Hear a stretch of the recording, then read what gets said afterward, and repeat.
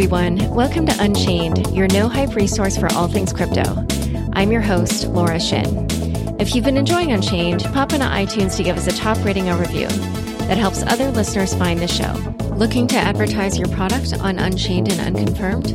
Reach out to Raylene at laurashinpodcast@gmail.com to find out about sponsorship opportunities. Again, that's Laura Shin, LauraShin, podcast@gmail.com to find out about sponsorship opportunities on Unchained and Unconfirmed. Claim your cryptocurrency passport by connecting a node to the Bitcoin network and help it remain decentralized. BlockDAO allows you to do just that via its multi-cloud configuration platform. Visit blockdaemon.com/unchained and launch a Bitcoin node in 90 seconds free for 30 days. The future of lending is here. Alt lending enables companies to leverage their Bitcoin or Ethereum assets to borrow US dollars. To learn more, go to altlending.com and use promo code Unchained for offer details for an interest-free month. Crypto, collateralized, altlending.com. My guest today is Changpeng Zhao, founder and CEO of Binance. Welcome, CZ. Hi, Laura. My pleasure to be here. Binance seems to have come out of nowhere to become the world's top crypto-to-crypto exchange. But in a way, it was actually years in the making. Describe how you learned about Bitcoin, started working in the space, and eventually came to launch Binance. Sure. So I first came across Bitcoin in 2013, I think around September-ish. That's when my friend Bobby Lee, he used to be the CEO of BTC China. He introduced me to Bitcoin, and his investor, Ron Zhao. Both of them are a good friend of mine. I looked into it, and then I went to a conference in Las Vegas in December 2013. And that's when after that conference, I quit my job. So I'm going to do this full time. And wait, what were you doing at that time? So I was running my other startup that I've been with at that point for 8 years. So 6 partners, the company's still there, but I just said I actually wanted to run a Bitcoin exchange with as part of that startup, but the other partners were not interested. So I said, that's fine. I know I was gonna do a blockchain, what we call Bitcoin industry back then full time. So I just said, okay, I'm gonna leave. That's it. Yeah. And that startup was actually focused on doing trading software. Is that correct? Yes. What we call ultra low latency trading, ULL. Yeah. And so at that point, I know you started working in this space. What were you doing, and how did you eventually come to launch Binance? Yeah, so the previous startup we were providing ultra low latency trading software for mostly top investment banks. All the top global, like the names like Morgan Stanley, JP Morgan, Deutsche Bank, all use our system. But it's a very niche, high frequency trading tool for those guys. I've been working in the financial trading space, the trading technology space for my entire career. So, but when I discovered Bitcoin, I just knew that was the future. So I just said, I just got to be doing something in this space. And I left my previous job without knowing what to do next. But I know where I want to be. So. Huh. And so you eventually went to, I think you started working at blockchain.info, right? Yes. So, yes. I bumped into Roger Ver in Tokyo in end of December, early January 2014, and then we talked. I think at that time, blockchain.info was just the founder, Ben Reeves, and Nicholas Carey, who joined like a couple months earlier. So I was the third person to join. And blockchain.info had a great built up by one 22-year-old at the time, and then a lot of users, very good feedback, very good community reputation. So I was very lucky to be able to join that company. And then you went to OKCoin? Yes. So blockchain.info is focused on mostly a wallet and a blockchain explorer. My background has more experience in trading systems and exchanges. So OKCoin was I was talking with my now co-founder He Yi. She joined OKCoin a couple months before I did, and she said, "Well, all your experiences are in trading systems. Why don't you join us as an exchange?" And we talked about it for a little bit. I thought it was a pretty good opportunity. And blockchain.info was growing very quickly at that time as well, and they were getting venture funding from the U.S. and the team grew to be a larger size. I just said, well, it's probably better. OKCoin at the time looked like a better fit for me, so I joined OKCoin. Yeah. And what were you doing there? And then how did you eventually launch Binance? So yeah, I was the CTO of OKCoin, and I was also helping them with the international side. Because out of the three co-founders, myself, He, and the CEO, I was the more sort of international one. But then we had a few culture differences. My background is more international, more Western. I would say almost US centric, where there's a lot of I would say different style of thinking, different style of value systems. So that didn't really go well. I just thought that was not going to work long term. So I left just under a year, and then actually after I left OKCoin, I actually started a different technology company with two of my other friends, and then we were doing exchange platforms as a cloud solution for other exchanges. There were about 2,000 cultures exchanges in China at the time, and we were providing systems for a number of those. So we were just a system provider. So we built a system from scratch from early 2015, yes. And then when Binance started, there was 2.5 years of development on the system that's already happened. So Binance's platform was not built in 1 month. Yeah. Yeah. And just to go back to how you were saying before that your background is more Western, as far as I understand, I think you moved to Canada when you were a teenager, right? And then you went to college in Canada and worked in New York and stuff like that. Yeah. So I was born in China, and then I moved to Canada when I was a teenager, when I was 12.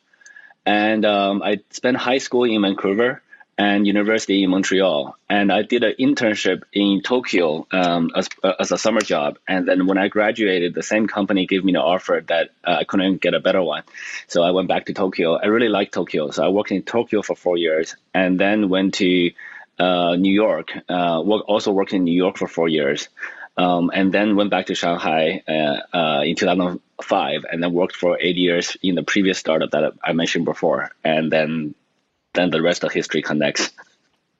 So the story about Binance is sort of incredible.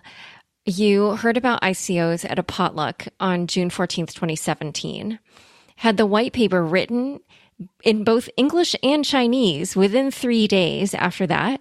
You began your ICO 9 days after that. Then you wrapped it up a week later and had $50 million in the bank. Then within 5 months, you turned Binance into the world's #1 crypto exchange. I heard that at one point you guys had 240,000 new users in 1 hour. I heard that it took you 3 months to get to 120,000 users, another 3 to get to 1 million, and then 1 week after that to reach 2 million. Correct any of this if any of it's wrong. How did you handle this, explosive growth and this really fast pace?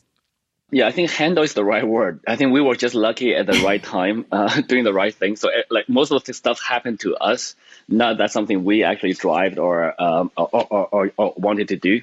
So I think basically it was very lucky for us that we had the system ready to be able to handle that growth near last December, early January. The other stuff was more random chance. I learned about ICO around last April, May-ish. I heard about the word ICO, but I never participated in one. I never read any white papers.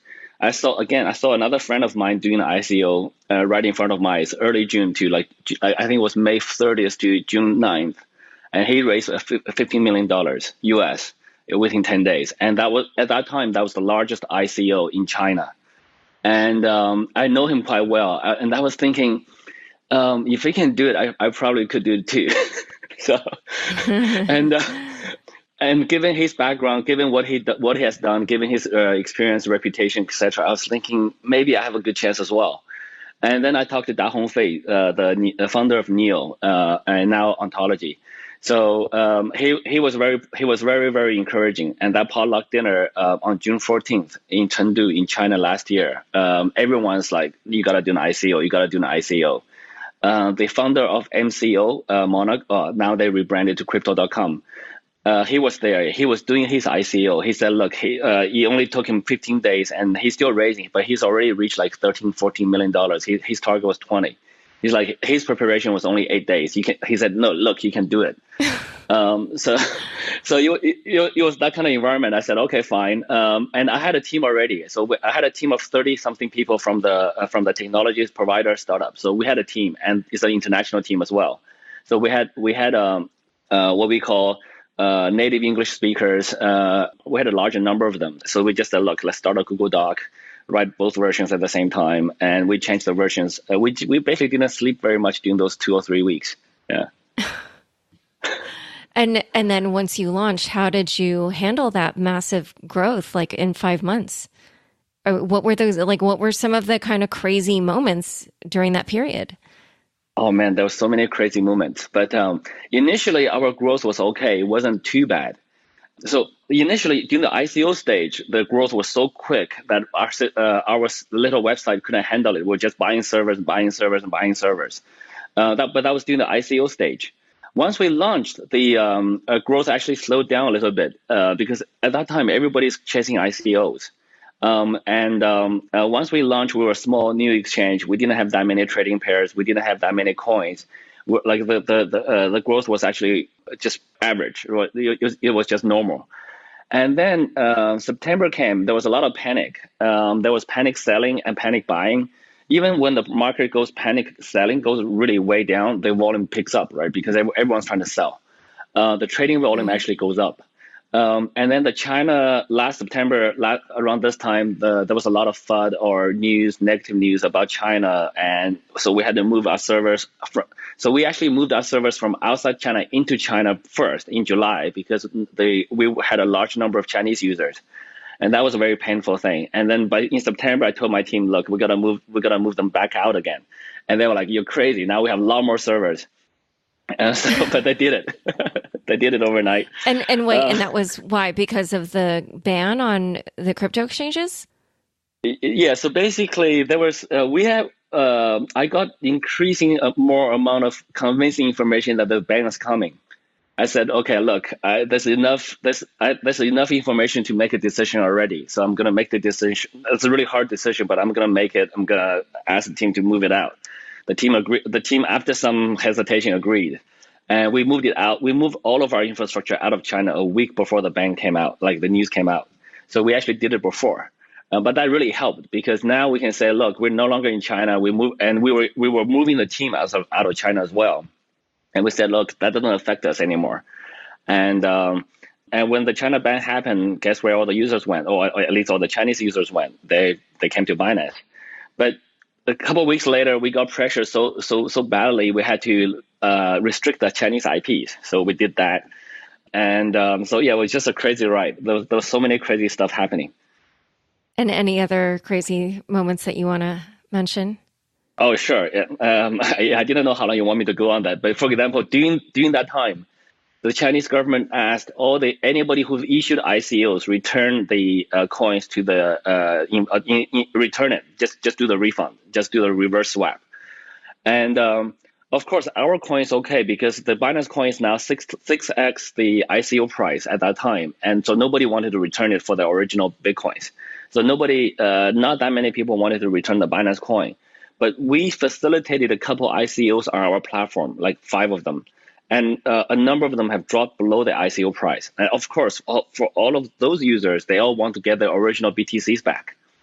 And we made a very hard call. And the project teams are already spent a little bit of money. They can't return the full amount anyway. We made a really tough decision. We said, okay, Binance is going to cover the difference. We did the calculation. It's going to cost us about $6 million US. At the time, that's a lot of money for us. We raised $15 million.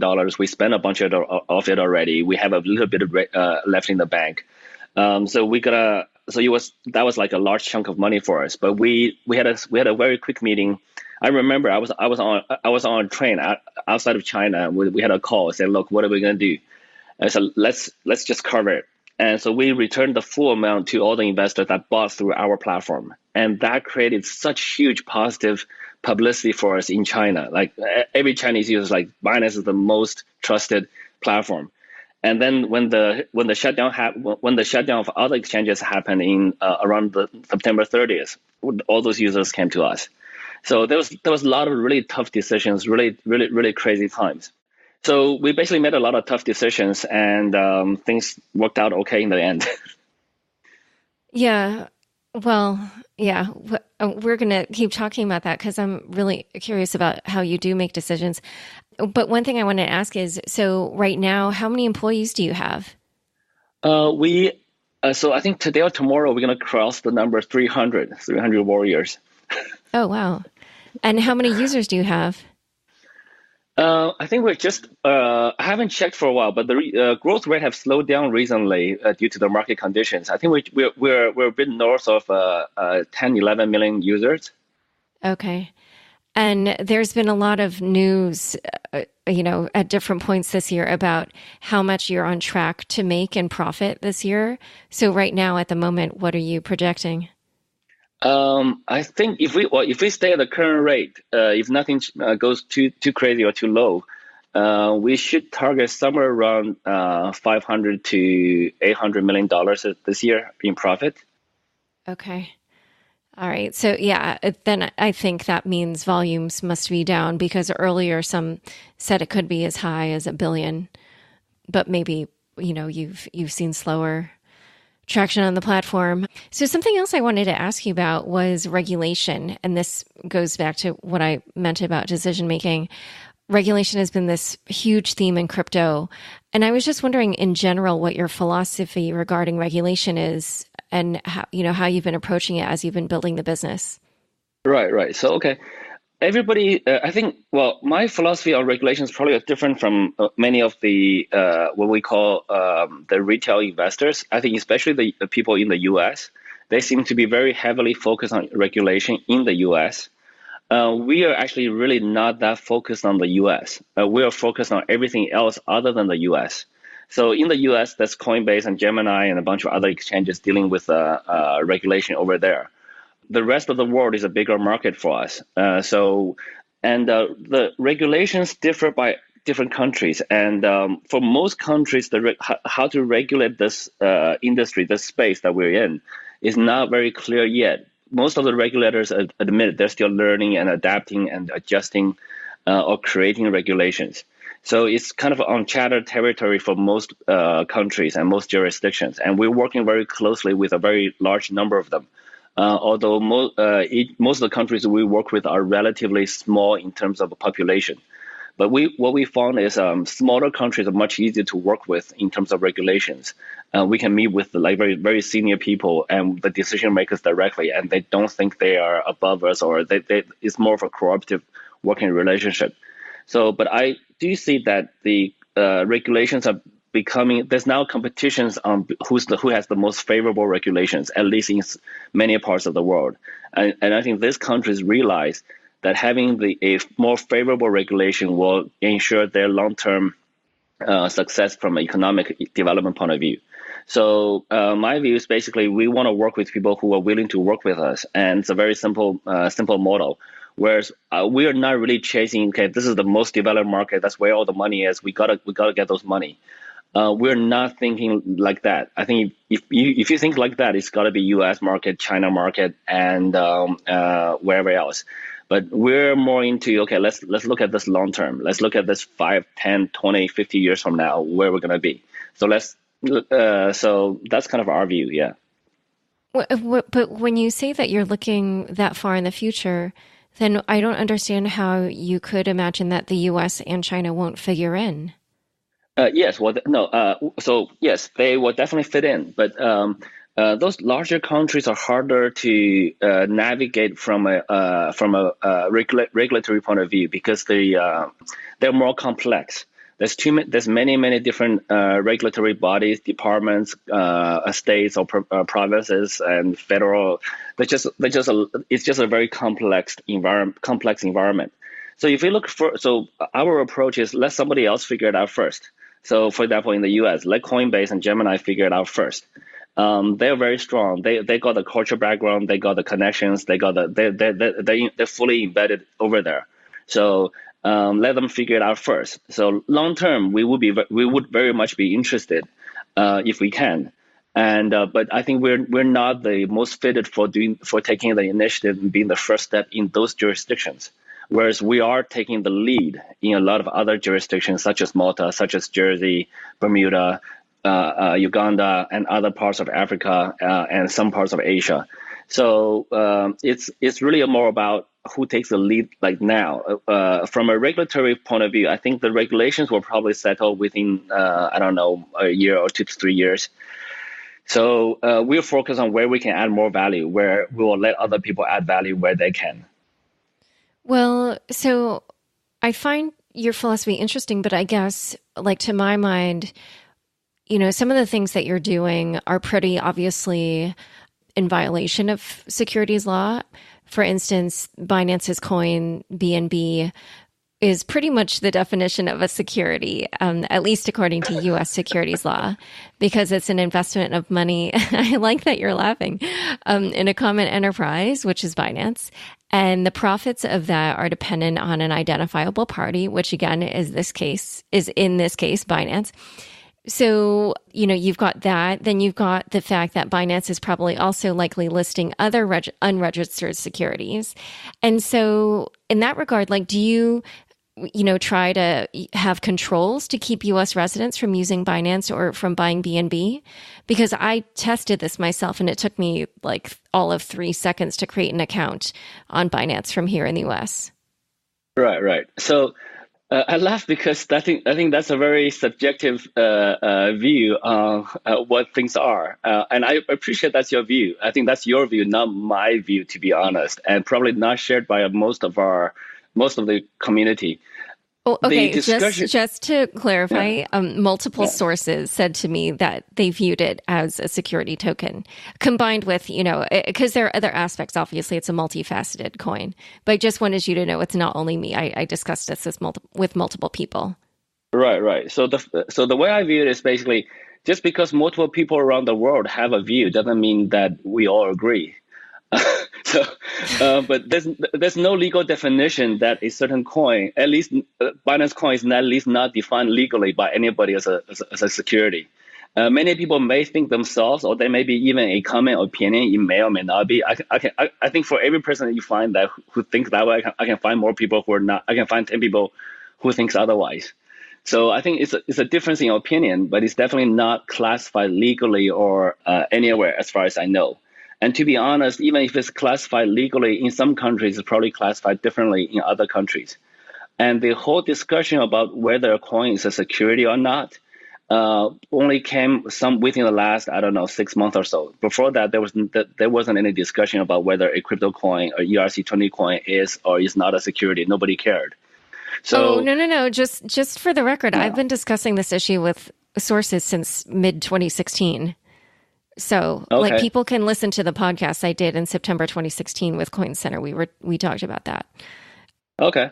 So, I mean, yeah, this is like kind of a known thing, but I mean, regardless. So, is that why? Like, I mean, do you try to enforce controls to keep U.S. residents from using Binance or buying BNB?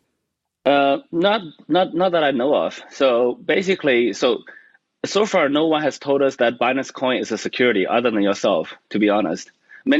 Some people may think that, but I think the definition of security itself is debated among different parts of the world. And I think you're taking a very U.S.-centric view, and we're actually really not focused on the U.S. No, I'm saying, right? So, it's really the U.S. Yeah. So I think yesterday, even after you created your account, you probably could not deposit U.S. dollars in, right? So you probably did not do a trade. I would probably guess if you created the account yesterday, you do not have any Binance coins right now. Am I correct? Oh, yeah. No, I didn't go that far. Right. So it's a very contentious topic, but at the end of the day, I think I think you're taking a very U.S.-centric view on things, where that's a market where we're really not focused on. We don't take the U.S. dollars. We don't touch U.S. dollars. I've purposely avoided doing any promotion, attending any events in the U.S. just so that we are not viewed as a U.S. company. And we don't actively target that market. Yeah. Well, I'm just curious,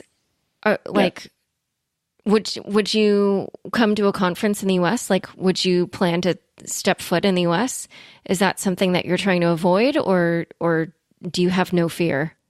I don't think I'm pretty sure I will not get into trouble by going to the U.S. But number one, it's kind of far. Number two, I don't really want to attract a lot of I don't really want people to view Binance as a U.S. centric or focused on the U.S. We're really not focused on the U.S. We're doing promotions everywhere else other than the U.S. So, to be honest, I've actually turned down a lot of interview requests, like including Yahoo Finance and a number of other media outlets in the U.S. were very centric, talking about U.S. markets, precisely because of this reason. Because all the questions about U.S. and I'm not an expert.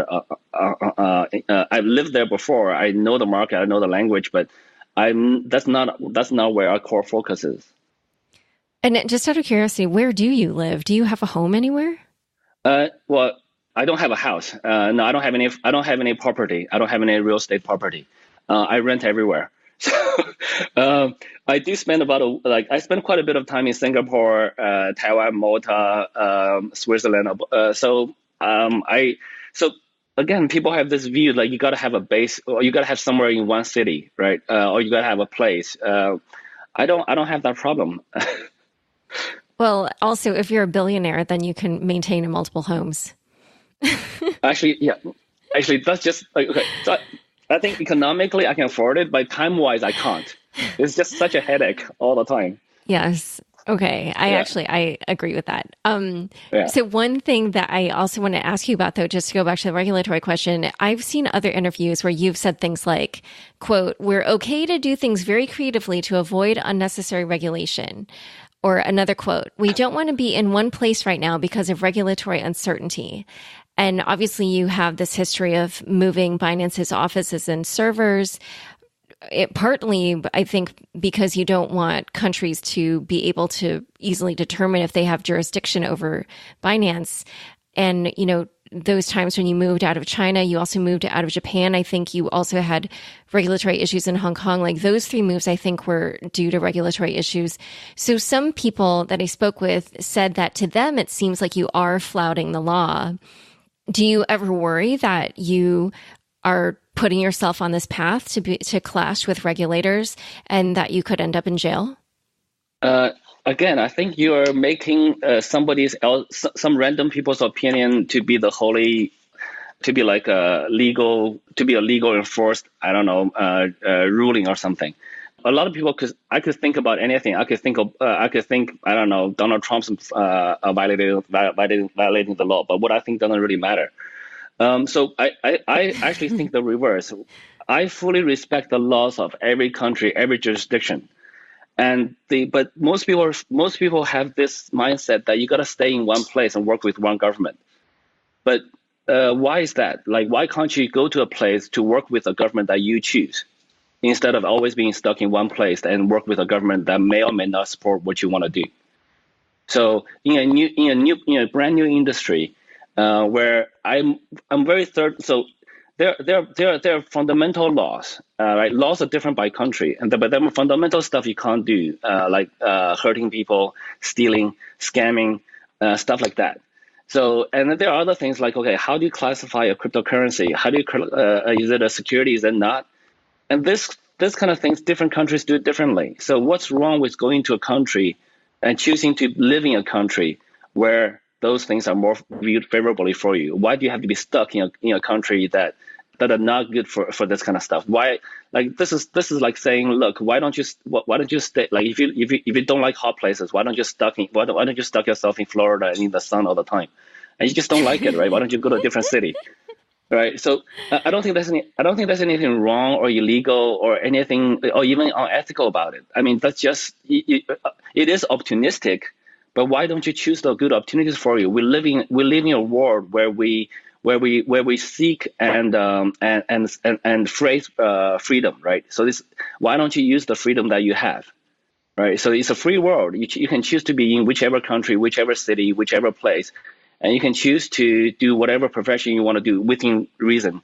I think basically cryptocurrency is a new thing. We're not doing anything strange. We're not doing anything hidden. We're not doing anything that's hurting people.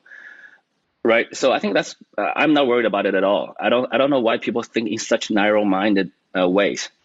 Well, just for the record, some people that I spoke with did kind of go down that line of thinking. And then other people said, hey, and by the way, what I did was I talked with kind of a bunch of lawyers who are involved in the crypto space because I was kind of curious. And, Yeah. You're right. They didn't all have the same opinion. One of them was like, hey, this is a business guy. And in fact, frankly, it was kind of funny. He's a lawyer and he was like, don't talk about the regulatory stuff too much. It's going to be boring. But anyway, he was like, oh, well, I view CZ more as just like a business person, sort of in the model of Uber, which, obviously didn't follow all the regulations from its, in its early days. So I was just kind of curious, like, how do you see yourself, or maybe you don't have, some view of yourself in relationship to regulation, but I was just kind of curious, like, are you trying to make some kind of a point, or, do you have any particular purpose to your regulatory stance? So I don't have a I don't really have a stance against or with regulatory, but our whole point is to increase the freedom of choice, right? So we fully believe that the cryptocurrency blockchain is a new technology that helps the world, and it has, because of the new technology, it has a few uncertainties in terms of regulations, or what the regulators want to do with it. But I'm not against or for regulation. We just want to help increase this adoption of crypto around the world where we can. There are certain parts of the world which the tax becomes very hard, so we don't do that. We focus on parts of the world that's easier. We do work very closely with many regulators and trying to help them. If they want advice from us, we will give them. If they ask us what's important to us, we will say it very openly. If they ask us what other parts of the world are doing in their regulations, we will give them what we know. So my stance is we want to help the regulations become healthier, become what you call. I wouldn't even use the word right. I just want to use the word appropriate for more growth, for healthy growth. So we want to help. We don't view regulations as I also don't view as regulations as against us. I think some regulation is good, probably, and over-regulating will kill the industry, at least in those jurisdictions where those things apply, and that will be bad for them long term. So it's actually bad for them, not bad for us. We will go elsewhere if that happens. So I'm not against it. I just think, okay, it's a brand new game, and we already started playing the game, and now we're trying to figure out the basic rules of the game. It's basically like a bunch of kids playing games, right? So you first start playing, and then you try to figure out some rule. So I think that's okay. That's just how the world works.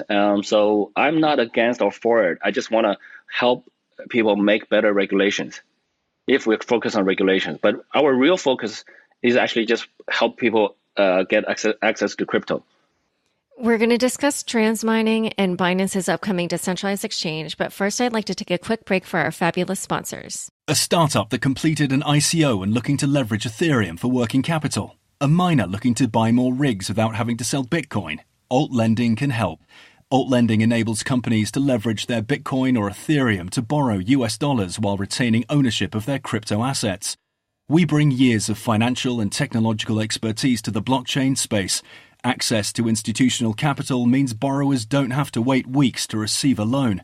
Our simple and efficient vetting process makes getting a loan easy. No membership tokens or complicated sign-ups required. To learn more, go to altlending.com and use promo code Unchained for offer details for an interest-free month.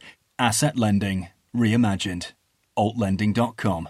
Confused by the mishmash of blockchain protocols and platforms? Let BlockDAemon worry about the best blockchain configuration for you via its multi-cloud platform. BlockDAemon supports the leading blockchain protocols, including Bitcoin, Ethereum, Stellar, Quorum, Fabric, and more.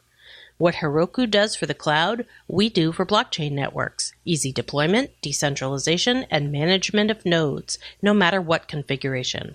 Visit blockdaemon.com/unchained and test us out for yourself. Launch a Bitcoin node free for 30 days. Learn more at blockdaemon.com/unchained. This ad spot could be yours. Got a great product or service for Unchained or Unconfirmed listeners? Reach out to Raylene at laurashinpodcast@gmail.com to find out about sponsorship opportunities on Unchained and Unconfirmed. Again, that's laurashinpodcast@gmail.com. LAURASHIN podcast@gmail.com. I'm speaking with CZ, founder and CEO of Binance. What do you think of Shapeshift's recent decision to implement AML KYC? They, like you, were, and still are, at least at this moment, a crypto-to-crypto exchange and didn't have accounts. I don't really have any. Actually, I didn't really know that until you told me just this second. Oh, so really? I think, it was such big news last week. Actually, I did hear very vaguely, but I got distracted. I didn't read into it. It's a business decision Eric Voorhees and his team probably made. It's very difficult to judge a business decision from the outside without knowing all the internal factors that went into consideration. So I think basically, if they did it, they probably had some business reason to do it. I know Eric is a very smart guy, so I can't really comment on that. And for listeners who are interested in more information on that, I did do an episode of Unconfirmed on this decision with Catherine Wu of Masari. So there's more information there. I also wanted to ask, just going back to this question about whether or not coins are securities, I heard on the Epicenter BTC podcast, the interview that you did with them, that you said that your process of legal review for listing coins is that you ask the token teams to get a lawyer to provide a statement asserting that their token is not a security. Isn't that kind of like asking the fox to guard the henhouse? I don't agree with that, but what else can we do? Like, if there's other better solutions, I'm all up for it. Oh, and just why? Like you don't feel like you would have a legal team that could do that kind of review? Well, then it's still a bunch of lawyers who are doing that, right? So right, but they're not being paid by the team that wants to try to get their token listed. Do you know what I'm saying? Well, what we would do from a business perspective is we would charge the listing teams to pay to cover those costs anyway. So I don't think they're going to be hugely different. I mean, basically, right now, nobody knows how to determine if a coin is a security or not. There's no clear guideline anywhere. I think there's a Howey test, but the Howey test fails for most cryptos, even in the U.S., because most cryptos can be transferred very, very easily, whereas most securities can't. So I'm not an expert in that area, and we rely on experts. And whether we hire them and charge that fee back to the coin teams, or they find somebody. So right now we're just doing what we think are the most logical thing to do. And I know in general, like a lot of people are concerned about these exchanges. Not just issues about regulation, but also concerns about things like market manipulation and other things like that. So I was just curious, does Binance have its own internal policies and procedures regarding things like insider trading or auditing or any other kinds of self-regulation? Yes, we do have some rules and guidelines. So I mean, our employees can hold crypto, but when they buy, they got to at least hold for 30 days before they sell. So this is like a policy we learned from the banks back in the old banking days. That's kind of our internal policy. We don't let our employees day trade, and it's not a productive thing to do anyway for most of them. And we discourage other kinds of market manipulation. We have some AI learning tools that with risk management now. If a coin price fluctuates too heavily, and we have now intervention processes, but they're relatively soft. We don't have circuit breakers because the crypto is traded on multiple markets. So we have some, but and we're slowly evolving them as well. So hopefully with time they'll get more and more mature. And some people were saying that they think that there's wash trading and market manipulation happening on Binance. They mentioned that there's often fairly high volume of trading in pretty obscure coins during short time periods that don't seem to really be tied to news. Do you try to prevent that in any way? Yes. So I think if you look at the market research done by independent community members, Binance is probably the only one. They said they could not find any signs of wash trading or pumping volumes or fake volumes. So that's why, as an exchange, we're actually very, very careful about that. But on the topic of wash trading and manipulation, so it's a really tricky one, because basically how do you define manipulation? How do you define wash trading? So let's say Bitcoin is I don't know, $6,300 on one exchange. If some guy just want to buy it all the way on Binance, all the way up to $7,000, the guy just has lots of money. He just wants to buy. Is that manipulation or is that not? It's kind of really hard to define. And at what quantity? If it just does one trade and comes back down, so it's really hard to tell at what time, at what stage does that become manipulation? Is it a volume? Is it just a price percentage difference from other exchanges? But what about a coin that only trades on one market? So there's a lot of when you actually conceptually, yes, if Bitcoin is 6,300 in other exchanges right now and it's traded at 7,000 in some other exchange, then most likely is some type of manipulation. But how do you define it? How do you prevent it? And watch trading is the same thing, right? Let's say two accounts are just trading against each other at a very high percentage base. At what point do you define that as watch trading? If they do 4 orders back and forth, that's watch trading, or because they will be trading with other people as well. Even if they only want to trade against each other, they will have to trade with other people in the market. So at what point do you kick in and say we lock those accounts or we freeze those accounts? And let's say we say, okay, if you trade over 100K within 5 minutes against each other, we define that as watch trading. Guess what's going to happen? They're going to trade 99K every 5 minutes, and they're going to have 4 accounts trade, or 3 accounts or 4 accounts trading against each other. So at what point? And then we can lower it again. But it's a mouse and cat game, right? So the problem is it's very hard to define quantitatively what exactly it is without them able to go around the rules.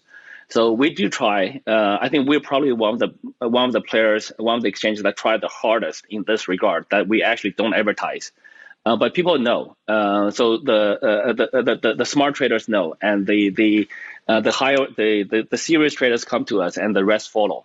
So that's why we are able to maintain such a lead on the if you look at page views or unique views.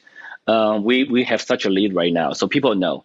If you look at volume, a lot of the volume out there is fake, or at least have some fakeness to it. A fake is not a black and white word, as I just explained before, so it's kind of really hard to define what exactly is fake volume.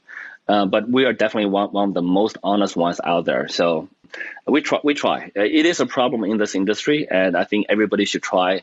I think as exchange operators, we should definitely all try to be ethical, to be fair about it, and to address the issue square and upfront. And but also as traders, as users, you should really just abandon those exchanges that have suspicious behavior and go for the legit ones. Can you go into more detail on BNB for me? As far as I understand, people can use it to pay for trading fees, and they'll get a discount. They can also participate in ICOs on the Binance Launchpad. Some vendors, I guess, accept it as payment, and you're going to use it in the future decentralized exchange that you're creating. But I was just curious, what rights do holders of the BNB token have in terms of information or voting or financial rights? All right. So BNB token is not a security. It's not shares of Binance. So those questions about rights are assuming that there are certain things which they're not. So the BNB token, as we defined, have a few advantages. Number one, you do get discounts if you use that to pay for fees. So it's more like a discount card a mechanism. And the discounts disappear after 5 years. So every year the discount rate drops about half and disappears in year 5. And the second thing about Binance coins, every quarter, Binance will use 20% of our profits and to buy back and burn them, destroy them. So basically taking more coins out of circulation. Financially, this is a very similar effect to giving a dividend distribution.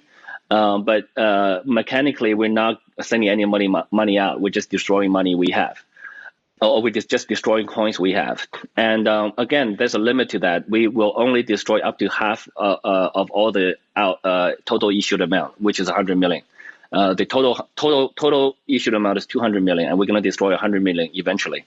Looks like it's going to take a number of years based on the current rate, because now the price of Bitcoin went up so much. Now we can the destroying rate is low, but people are happy because the price went up. And the third thing is Binance coin will be used as the to pay for fees on the Binance chain, which is going to be on its own blockchain, a decentralized exchange. So in that regard, it's very similar to Bitcoin and Ethereum. It's just you can use that to pay for fees if you do choose to use our if you do choose to use our blockchain later. So that should come out soon as well. So we're very actively working on that. And so those are the things we promised as our part of our white paper. And in addition to that, now we're pushing very aggressively to get BNB adoption into other people's ecosystems. So you should be able to use BNB to pay for coffee. You should be able to use BNB to buy airplane tickets, to travel to Australia, to do all of this other things. So we fully so BNB does not equal to Binance shares. They don't have voting rights in the company or in our team. So it's not securities in my mind. There are people who may want to define it as is, but I don't think any official place have defined it as is. So, well, that's kind of interesting to me what you said about how you want to eventually have BNB used to pay for other things, because typically, at least so far in the crypto space, the tokens that have been used for money are decentralized, like Bitcoin, Ether, Zcash, Monero. And here you're creating this sort of like company coin that you want other vendors to use and for people in general to use as money. Is that the vision there? No, it's actually not a company coin. So the Binance coin itself lives on the blockchain. Right now, it lives on the Ethereum blockchain. Very soon, you will have we will have our own blockchain, which is also a decentralized platform. So in that regards, we're the same as all the coin you just mentioned, and it's not a coin by the company. It's still a community. We are the issuers. We have issued it, and people have bought it, and it's being spread out. And we do hold quite a large number of it, but we're not going to be able to issue anymore. So we no longer have a lot of control on the coin. What we could control is basically we can, as we are still the very large shareholders of the coin, we are financially incentivized to make the coin worth more, and we're incentivized to work really hard to add more utility, to add more use cases. The more use cases the coin has, the more utility value you will have, and then hence the price. So we're very encouraged to do that.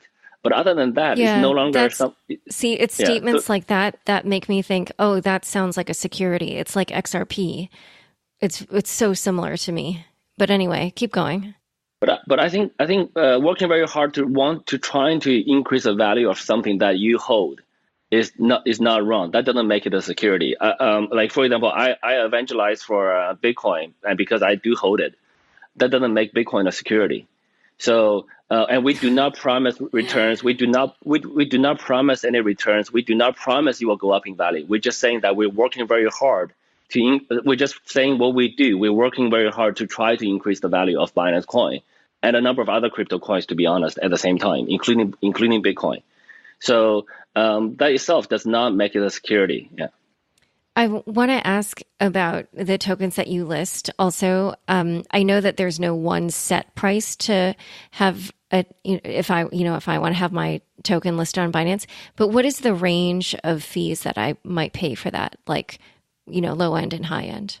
It's usually around a couple $100,000, to be honest. It's usually around that range. And what do those fees cover? Why is it that expensive?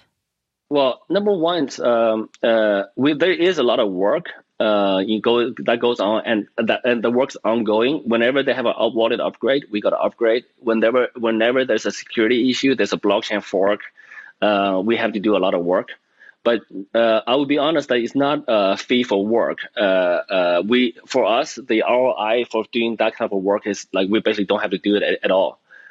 I think generating profits from a platform, generating revenue from a platform is a higher return for us. Number two, we provide such value for those coins. I mean, that fee should be like it's basically zero. We provide such value for coins. We giving them liquidity, giving them like our large user base, giving them the credibility because now they pass Binance review. It's worth way more. But we are profitable already. We don't want to destroy the market. We want the whole ecosystem to be healthy. So many people have actually wrong perceptions about us. Yeah, but if you understand if you understand the industry, if you understand how much value we're providing to those projects we list, this is why none of the projects that listed on us complain about it at all. Like nobody said after the list, oh, they paid too much in listing fees. And you have a lot more coins available than the vast majority of exchanges. And we're kind of at this point in the development of the crypto space where probably only, a handful, maybe at most a dozen of these are really going to succeed. So how do you feel about making so much money off of at least some portion of your customers who might be speculating on bad investments and losing money? Well, I think that's a very negative way to word that question. It's a little bit of a deceiving way to do it. So most of the ICO projects are startup projects, and I think everyone should know that startup projects do have a very higher failure rate. It's the same thing as if you in the traditional investment world. So it's the same thing as the internet, right? So how many internet companies survive till today? But the internet itself did not disappear. That industry did not go away, and they're very profitable internet companies. So it's still early stages in the industry. There's nothing that we are doing or not doing. It's not like we're scamming users for their money. We're just a platform that provides liquidity. You could be listing fewer coins, like only the highest quality or something. So you could say the same thing about Nasdaq, right? Is every company that listed making money for their users? I don't think so. So why did they list so many companies?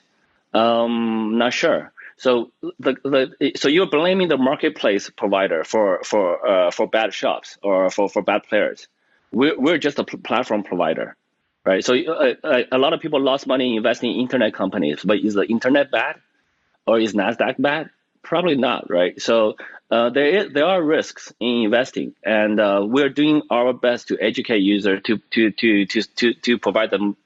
We're by far the best platform now out there in both selection of coins, selection of projects, our internal process, our external process, our ethical values, etc. So we're by far the best. And but yeah, I think you're looking like in terms of the Nasdaq comparison, the only difference is that, of course, because those are public offerings, those come with disclosures. But in the crypto space, obviously, there isn't that kind of thing going on. So the quality of the information is probably quite variable. Right, but you're assuming that I'm not even sure if I agree with that, to be honest. But you're assuming that one situation is better than the other, which I don't agree with. But I also don't agree with the very fundamental statement that there's more information disclosure than there is in ICOs for those companies, because I would say there's more structured information disclosure. They're very structured. Because they have a very set structure in place. But how many listed companies have fudged their financial reports, moved income from the next quarter onto this quarter or this quarter onto the next? There's a lot of stuff that goes on which are questionable, to be honest, because people figure once you make the rules of the game, people figure out how to get around the rules. Whereas in the ICO space, right now there's not a lot of rules, but it's really it's very crowd driven. How many Telegram groups discuss about scams, and other questionable behavior. If you look on Twitter, there's a lot more information about those things that happen in the community, in the crowd. Where I personally believe, like 5,000 people openly discussing, disclosing things about a project, probably more useful than a couple analysts just sitting there getting paid very highly and providing a report. The report is more structured, yes, but I'm not sure if the information quality is higher or lower. I don't know. Yeah. A lot of people I spoke with also were so curious about your decentralized exchange. How is that going to look, and why does it need its own blockchain? So basically, so it's coming along quite well, actually. And it's going to be a specialized blockchain just for trading tokens. So we want speed. So speed is we want speed over features. So feature-wise, it's going to be very simple. But that's also why we can achieve higher speed. So I think most people don't realize that. Most people think of features when they talk about something, but they don't realize in order to achieve scale, you need speed. You actually don't need a lot of features. So even if you look at Binance.com, the number of order types or the features are quite simple, but we can handle large amounts of stuff. So that's also the same thing with our decentralized blockchain. So that's basically what it is. You'll come up in a few months. Yeah. And that's why the blockchain has to be, and that's why you need your own blockchain for speed? Yeah, so we basically, if you adopt any existing blockchain or use a general purpose blockchain that can do a lot of stuff, it's very hard to optimize for speed. We took a lot of stuff out. We're making a more specialized blockchain, a more special purpose blockchain that's more focused on speed. And I know you're probably tired of these questions, but I am so curious. Will your DEX require KYC AML procedures? I don't think so. I'm not aware of any DEX that does that, right? I mean, you can't do that right now on Bitcoin or Ethereum. I think like some of them probably have relayers that couldn't do that. But yeah, you're right. Like, actually, that leads me to another question. Are you guys doing an on-chain order book? Kind of like yes, an Ether Delta? Oh, okay. Yes, so the current plan is a on-chain order book, but it's still very fast. And the KYC, when you decentralize, who's doing it? That's the problem. Most KYC solutions are centralized, right? You gotta have some centralized party who's doing the KYC, who's actually looking at the passports that's uploaded, running criminal checks against the centralized databases, and those are very costly. We use those. Those are very expensive. So on a decentralized blockchain, who's going to do that? Who's going to pay for it? You recently acquired a crypto wallet, Trust Wallet. Why was this your first acquisition? You did admit that it doesn't even have a lot of users, so I was curious what you're trying to accomplish with this purchase. It's a great product. That's a great. So Trust Wallet is a great find. It's one of those things where it's a technology team. And they're very focused on building a product, but they've done zero marketing. Only a small niche number of people know them. I have full confidence they will have a large number of users very, very quickly. The product is awesome. It's by far the best wallet out there, the best mobile wallet out there. So, and I met with Victor, the founder of that team. He shares exactly the same visions as we do. We talked about I had a call with him for like 10 minutes, and then I met with them for another couple of hours. We got the deal done. So I'm very, very bullish on Trust Wallet, and I think it's a great product. They lack a few marketing skills or ability right now, which we can fully complement. So I think that's just a no-brainer. I think by working together, both sides will benefit a lot more than working separately, and we both agree. So I'm going to actually collapse my next few questions into one, because Sure. You've been making these other moves, like you are working on creating a crypto bank that will be user owned. You have this $1 billion Binance ecosystem fund. So I just kind of want to hear, I mean, you have other initiatives as well, but I just kind of want to hear, what your vision is of what Binance will become and what products and services users will be able to enjoy from Binance, and also really what it means for them to be user owners. Sure. So basically, our goal is just to, again, increase the adoption of crypto. So to do that, we want to provide the core infrastructure services in this industry. We want to make the industry bigger. So I think our goal right now is not to take more market share in this current space. We're already the biggest exchange by most measurements.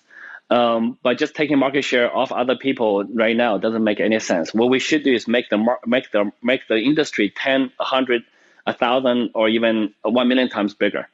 So if we do that, then all Binance has to do is provide a few infrastructure key services in this industry, and we'll be pretty well off. So that's our goal. So in order to grow this industry, we got to make investments into other areas which we're not experts in. So if we're not experts, we should just invest in others who are experts and let them do their job. So this includes wallets, faster blockchains, payment services, even gaming infrastructures. There's a lot of other infrastructure stuff going on. So that's kind of our investment arm, and also. Right now, banks are a bottleneck for money flow, and we want to increase the freedom there as well. So we want to work closely with the banks to increase the flow to increase the bandwidth of or at least increase the freedom of exchange between fiat and crypto. And we can work with banks, we can acquire banks, and we can try a few things ourselves. So all of those are different experiments we're doing, trying to make the industry bigger. The goal, is to make the industry bigger. And just out of curiosity, for this crypto bank, how is that different from a wallet exactly? I don't know if I really know what the difference is. That crypto bank holds fiat. That's a fiat bank. So that's a traditional paper money bank, whereas Trust Wallet, it holds only crypto. That's a wallet for holding your coins. Those two are very different things. The bank is still going to be regulated by the banking regulators, etc. So it's a more of a crypto-friendlier bank, but it's still a bank. Oh, okay. Yeah. And so earlier I mentioned that I wanted to chat about trans mining. This is kind of a really interesting phenomenon. Can you explain what that is for listeners and also why you're critical of it? Sure. Trans mining is a very innovative way for a distribution of their initial coins, which is basically a more complex or more convoluted ICO mechanism. Basically, you pay for commission fees and get the coins, which is the same as you pay Bitcoin and buy your coin, which is just a slightly different mechanism. But the whole fundamentals, it was very innovative in concept, but in reality, the economics don't work, and it's basically everybody who did it turned out to be intentionally or unintentionally turned out to be a scam. Basically, anybody who participated, most of them lost money. So it doesn't work, and all the exchanges who are doing it have stopped. I've been saying that since like 3 or 4 months ago when they started, but some people believed me, some people didn't, but the results are pretty clear now. So I think that's the thing of the past, and just stay off trans mining. It's the short answer of it. Right. It's like the exchange would kind of basically reimburse you your trading fee in their coin, and you were saying it was like kind of another way of doing an ICO, right?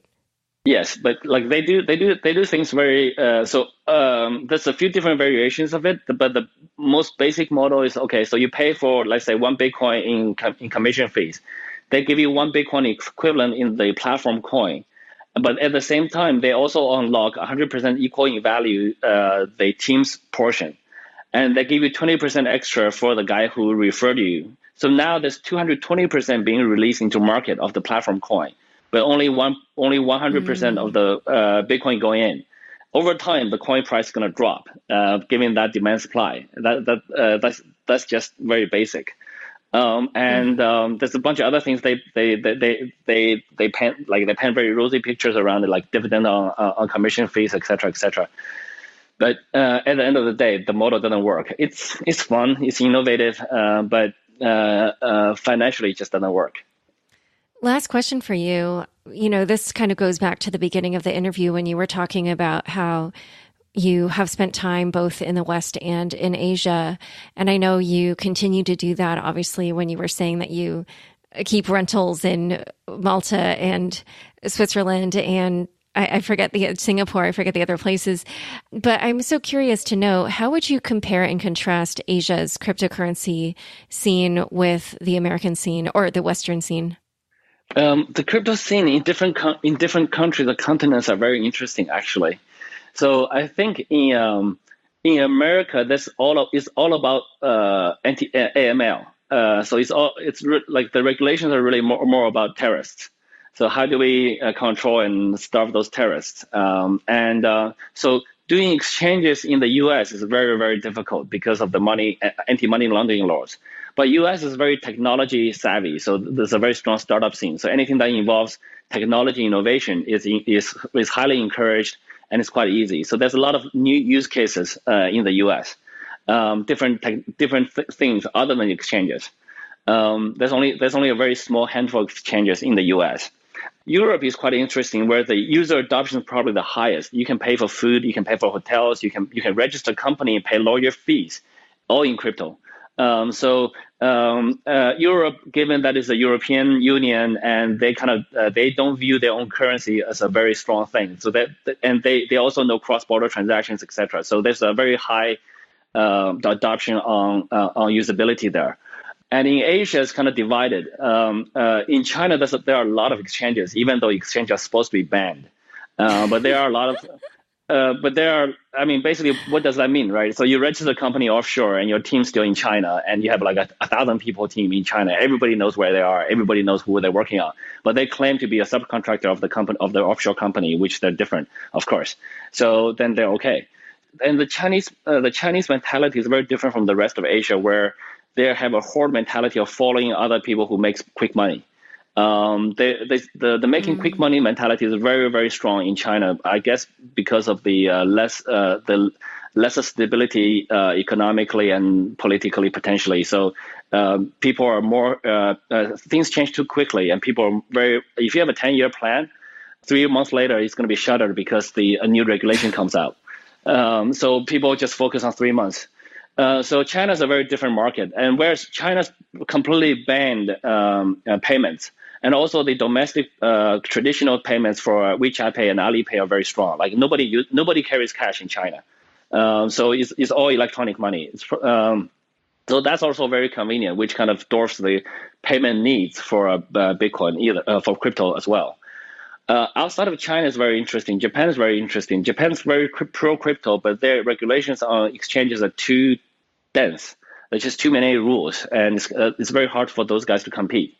And Korea is very interesting. Korea has 100% adoption on crypto. Everybody has crypto of some kind. And also Korea has one of those democratic and less powerful governments. Any politician that's against crypto gets voted down very quickly. Singapore's interesting. Singapore's like kind of wait and see. They're very strict on financial controls, and it's a smaller economy, or it's a smaller country in terms of population. So, but it's very open in terms of looking at new things. So the world is very interesting. Africa's just getting started. So it's a very interesting world. I think what's going to happen in the future is going to be more exciting than what happened in the past. You know, do you mind if we take 1 minute? And I just want to ask you one last question. Sure. You were on the cover of Forbes last winter for the issue covering the Forbes crypto rich list. And at that time, it estimated your net worth was between 1 and 2 billion. And obviously this happened, what was it? It was, I guess, 7 months after you launched Binance. How did it feel to amass so much wealth so quickly? To be honest, I actually don't feel that much different. I don't spend any money. That's the problem. The only difference. I actually don't spend a lot more. I don't have a car. I don't have a yacht. I don't have a private jet. I have none of those things. I buy just electronics, and I fly like business class. So that's the only difference it makes for me. But what's more interesting is getting on the cover of Forbes did make a mental shift for me, which is I know I should no longer care about money, which is what that thing taught me. So I actually don't think about money anymore. And the most expensive resource I have now is time, which is the same for everybody. It's very fair. 24 hours a day for everybody. So time is the most limited resource, and there's no way to expand it. So that changed my thinking a little bit, but it didn't change me financially or my spending habits. None of those things. And actually, it happened so quickly, kind of destroyed my interest in money or those other expensive hobbies, or getting on yachts, getting expensive food.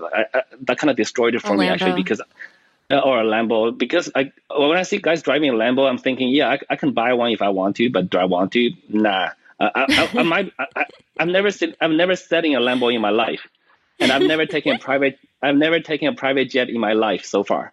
But I know that if I want to, I could. That's all it matters. Yeah, I totally agree with you about time being the most precious resource. Yeah. All right. Well, thank you for accommodating that last additional questions because of how precious our time is. This has been an incredibly fascinating discussion. I've really, really enjoyed it. Where can people learn more about you and Binance? I think most of our stuff is pretty public. Just Google us. It's pretty simple. Yeah. Okay, great. Well, thanks for coming on Unchained. All right. Thank you so much, Laura. Thank you. Thanks so much for joining us today. To learn more about CZ and Binance, check out the show notes inside your podcast episode. New episodes of Unchained come out every Tuesday. If you haven't already, rate, review, and subscribe on Apple Podcasts. If you liked this episode, share it with your friends on Facebook, Twitter, or LinkedIn. And if you're not yet subscribed to my other podcast, Unconfirmed, I highly recommend you check it out and subscribe now. Unchained is produced by me, Laura Shin, with help from Raylene Gallipoli, Fractal Recording, Jenny Josephson, Rahul Sigurati, and Daniel Nuss. Thanks for listening.